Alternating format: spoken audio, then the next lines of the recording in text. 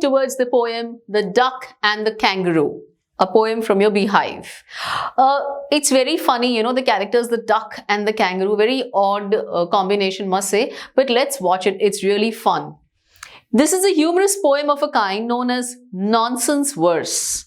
Wow. So now what's a nonsense verse? So yeah, it is a very funny poem, a humorous based poem. It's totally fun packed with funny actions and funny characters. Yeah, you will watch it as we go ahead. And yes, the poet is by Edward Lear. So he is the one who has written. First, let's know about him before we move on. Edward Lear was an English artist, illustrator, musician, author, and poet, known mostly for his literary nonsense in poetry and prose, and especially his limericks. Okay, so what are limericks? A form he popularized. So basically, he used to write poems of one stanza, that's 5 lines, and that generally has the rhyme scheme of AABBA. You know, those are limericks, and they're very short. It's a short, you can imagine a tale of 5 lines. Within 5 lines, the whole thing, short, descriptive, as well as funny. So yeah, he was known for that. Lear was born into a middle-class family. He was raised by his eldest sister, also named Anne, 21 years his senior. She was elder to him.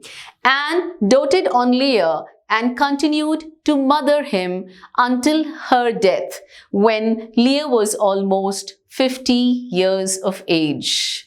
See, every life, every person has a story. So this is Edward's story.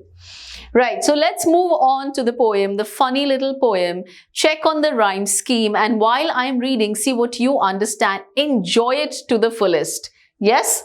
Said the duck to the kangaroo, "Good gracious, how you hop over the fields and the water too, as if you never would stop. My life is a bore in this nasty pond, and I long to go out in the world beyond. I wish I could hop like you," said the duck to the kangaroo.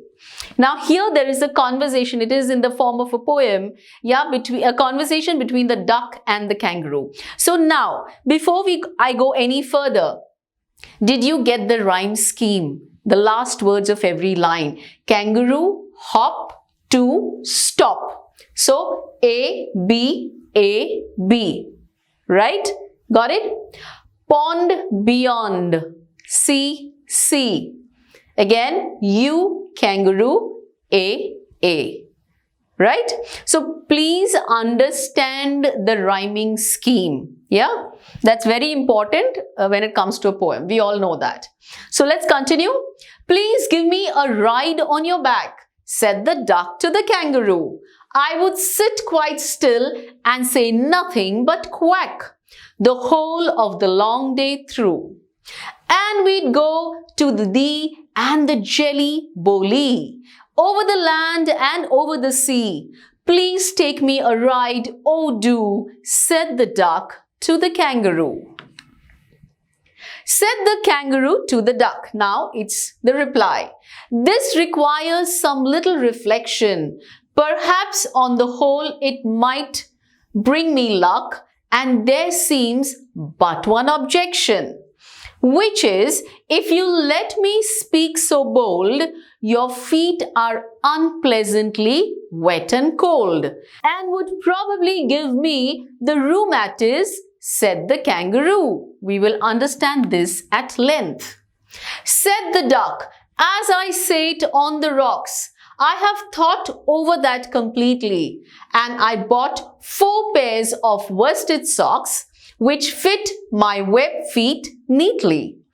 And to keep out the cold, I've bought a cloak, and every day a cigar I'll smoke, all to follow my own dear true love of a kangaroo." Wow, isn't that lovely? So you see, they're getting solutions for every problem. Said the kangaroo, "I'm ready, all in the moonlight pale, but to balance me well, dear duck, sit steady, and quite at the end of my tail." So away they went with a hop and a bound, and they hopped the whole world 3 times round. And who so happy, oh who, as the duck and the kangaroo? So you see, who was the happiest one? Was it the duck or was it the kangaroo? We will know this once we get to the theme and the explanation. So yeah, what's the theme? Friendship. Both the duck and the kangaroo ultimately find great joy in their partnership, reflects the value of friendship. Now you see here it's the friendship between the two and how they get a way through where both of them have a win-win situation. So yes, it shows friendship. Also, wanderlust and freedom. Now, it's worth noting that the poet's own nomadic lifestyle may undergird the duck's desire to see the world. Lear traveled throughout Europe predominantly as a landscape painter from the age of 25 in 1837 until he settled in Italy in 1880. The duck's fierce desire to go out in the world beyond suggests the poet's own yearning to an escape from the nasty pond where he grew up. So yeah, he wants to wander about. He is also stuck. So it's somewhat reflecting the poet's, life as well, his own desires, that he too wants to move out. He also wanted to move out, and this is where it is being depicted in the form of a duck who is stuck in that pond and has no freedom. So here the poem is also portraying the poet's desire, right? So yes, as always, we need to understand the rhyme scheme here is, as discussed before, A, B, A, B, C, C, D, D. Right? We already got the hang of it. Now, which are the different poetic devices used? The literary devices, the figures of speech. So you have alliteration, the use of the same letter or sound at the beginning of words that are close together. So in one line you will get, the word which is repeating the first letter. It will either be the same letter or the same sound. Like I have always said, yes, you know it, Betty bought a butter, so burr, burr, burr. Anaphora, when the same word is used at the start of two or more consecutive lines. So when you have lines one below the other, the consecutive, the very next line, and if they begin with the same word, then in that case it is anaphora. Refrain, the use of a musical rhyming sentence throughout the poem. Now throughout the poem there is a particular line which is being repeated. Yeah, it is used, it is the use of a musical rhyming sentence. So you see we have that line every time coming, said the, thing to the kangaroo, said the duck to the kangaroo, said the kangaroo to the duck. So it's constantly repeating. So that's refrain.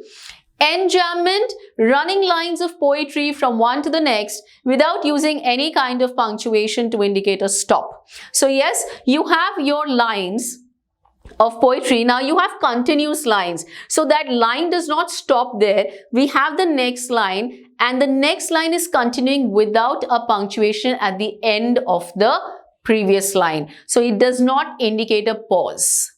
Then you have consonants. It is the repetition of the same consonant sounds in a line of text. Consonant and vowels, if you remember, A, E, I, O, U, vowels, and rest of them are all consonants. So it is the repetition of the same consonant sound, and that is what is called as consonants.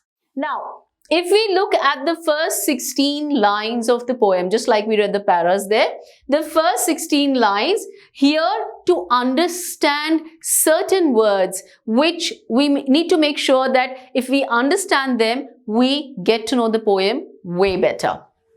Said the duck to the kangaroo, good gracious, how you hop over the fields and the water too, as if you would never stop.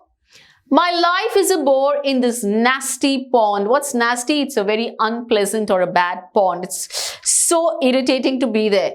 And I long to go out in the world beyond. I wish I could hop like you, said the duck to the kangaroo. Please give me a ride on your back, said the duck to the kangaroo. I would sit quite still and say nothing but quack. We all know that's a ducks quack, right? The whole of the long day through, and we'd go to the D and the jelly boli, over the land and over the sea. Please take me a ride, oh do, said duck to the kangaroo. Let's go further. Said the kangaroo to the duck, this requires some little reflection. What do you mean by reflection? Something to think over. You need to ponder. You need to actually, think deeply whether this will really work out or not.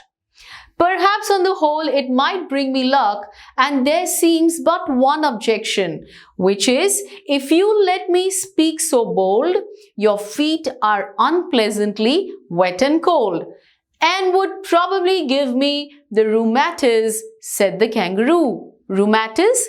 It is something that refers to the disease of rheumatism. You get joint pains, arthritis types. Yes, this is all about it. So they said, it might give me that. So let's understand the poem properly. The duck is awestruck to see the movement of the kangaroo. He's like, wow, look at you, the way you move. It expressed that the kangaroo could hop continuously over the fields and the water bodies. The duck's life was boring as it remained in the pond all the time. Now, if you compare the life of a kangaroo and the duck, obviously the kangaroo can go the whole world round. It can just hop through. But what about the duck? It is just stuck. It is just limited to that pond. That's the life the duck has. So if you compare both of them, they are contrast. It wished to see the world beyond the limits of the pond. It says, even I want to see what is beyond this pond. Even I want to have a look. It wishes that it could also hop like the kangaroo. It says, I wish I could hop just like you. Even I would go around and see everything. The duck requests the kangaroo to give it a ride on its back. He says, can you do me a favor? If I sit on your back, can you give me a ride throughout the world? It promised that it would sit quietly and would just quack all day. He says, I will do nothing but quack. The duck lists the places that they would visit as D and jelly boli. He says, these are the places I want to visit. He actually made a list that these are the names of the places he wanted to visit. It adds that they would hop over the land and the sea. It says, we are going to go throughout. We are going to go over the land. We are going to go over the water bodies. You have to take me everywhere. The kangaroo replied that it had to think over it. He says, pondering, you have to reflect. I have to think. Let me think over it. The idea could be good for him, but he had one objection. He had an objection. What was that? That the duck's wet and cold feet could give it body pains. Now, if the duck would sit like this, the webbed feet of the duck, so it will come on my back and they are wet and cold. So it can definitely give me body pains. So he says, this is one problem I have, which I think will give us an issue. So talking about the poetic devices of lines 1 to 16, first the rhyme scheme that we already discussed, AB, AB, CC, AA. Likewise, your second para, AB, AB, CC, BB. You can check it once you go through your lines once again. Now, what in those lines, if you look at the figures of speech, the literary devices or the poetic devices, you have alliteration. What do you mean by alliteration? Remember, the same letter or the sound repeating in the same line. So, good, gracious, G, G. How, hop, H, H. It's her, right? This is what gives you alliteration. Sit quite still. Now, sit still, right? So, it's just showing you that sir and sir. That's alliteration. And what was the refrain which I told you? Remember, we said it is repeating at regular intervals throughout the poem. Said the duck to the kangaroo. So that is refrain. When you just write that line which is being repeated after regular intervals throughout the poem.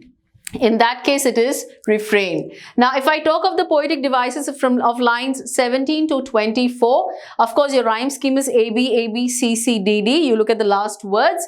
Here, you have alliteration in this line, which requires reflection. R. Right? That's an indication of the alliteration. Now, moving further to the next half of the poem, lines 25 to 40. Now, said the duck as I sate on the rocks. Sate is an archaic or an old-fashioned version of sat. So basically when it is sitting there, I have thought over that completely and I bought 4 pairs of worsted socks. Worsted as in it is a type of a wool yarn. Yeah, worsted yarn is of a high quality and if worn by the duck, it would help to keep the kangaroo's back warm. So you see, the duck will also benefit as well as the kangaroo. That woolen yarn, the socks will keep the kangaroo also warm. Which fit my web feet neatly, and to keep out the cold, I've bought a cloak. What's a cloak? It's a shrug. It's a type of a jacket. We all use the shrugs, right? And every day a cigar I'll smoke, all to follow my own dear true love of a kangaroo. Said the kangaroo, I'm ready, all in the moonlight pale, but to balance me well, dear duck, sit steady.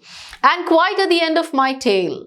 So away they went with a hop and a bound, and they hopped the whole world 3 times round. And who so happy, oh who, as the duck and the kangaroo? Right? So after we've got the meanings of these words, let's understand what are those lines telling us. The duck said that as it sat on the rocks during the day, it had thought over it. Remember the kangaroo told him that, look, it's not, I have just one objection. It's your wet, cold feet, which might give me body pains, like joint pains. So you need to think over that. So the duck did the thinking part. In order to avoid that, the duck had bought 4 pairs of worsted socks which fitted its web, shaped feet well. In order to stay warm, it would wear a shrug and also smoke a cigar every day. The duck would do all this to protect the kangaroo as it was a beloved. So he says, don't worry, I have thought of all, the preventive measures that I can take which will keep you as well as me safe and sound.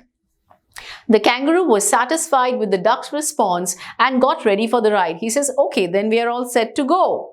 At night, the moonlight pale. So at night, when the sky was filled with the pale light of the moon, they started their trip with a hop. The kangaroo asked the duck to hold it firmly and they traveled around the world 3 times. Both of them enjoyed each other's company. Well, moving on to your poetic devices. So yeah, we know it was A, B, A, B, C, C, D, D. Now, anaphora. Right in the beginning, we had discussed the figures of speech. We had spoken of anaphora where we said the consecutive lines, the 2 lines, continuous lines, if they begin with the same word, then it is anaphora. So looking at the 4 lines, you can see these 2 lines are beginning with the same word and, right? So it is anaphora. And if I talk of enjambment, it is a running line. It is a continuous line which has no punctuation at the end to indicate a pause or a stop. And I bought 4 pairs of worsted socks which fit my web feet neatly. So it's a continuous thing. Likewise, all to follow my own dear true love of a kangaroo. So these 2 are enjambment, and again these 2 are enjambment because you see it is a continuous flow without any pause. So that calls for enjambment. Moving on to the last set of lines. Again the rhyme scheme was A, B, A, B, C, C, D, D. Now alliteration in these lines. What was the alliteration? Come on, now you know it. Yes, the repetition of the first word, the first letter. But balance, b, b, dear duck, d, d, whole world, w, w. It can be the letter or it can be the sound. So in both the cases it is alliteration. And you see it is in the same line. That matters the most. Anaphora, once again, you have the lines, the 2 consecutive lines, line one behind the other, beginning with the same word and, right? So this is where we have anaphora because it's the same word. And so, coming to the end of this humorous poem, this funny poem, just like we said it right in the beginning. We are all travelers in the wilderness of this world, and the best we can find in our travels is an honest friend. So just like the duck found an honest friend the kangaroo. Likewise, in this world that we exist, that we live, we also, as you know, in the wilderness, did it say of this world, like it's a dense forest types, you know, you have this world in this mad rush that we are going on. And when we come across a true friend, an honest friend, that's the biggest achievement. You can check on your friends. Check as in you can see that how fortunate and how blessed you are when you have an honest friend with you always. Yes, so keep earning such good friends, keep earning such honest friends, keep watching and keep learning.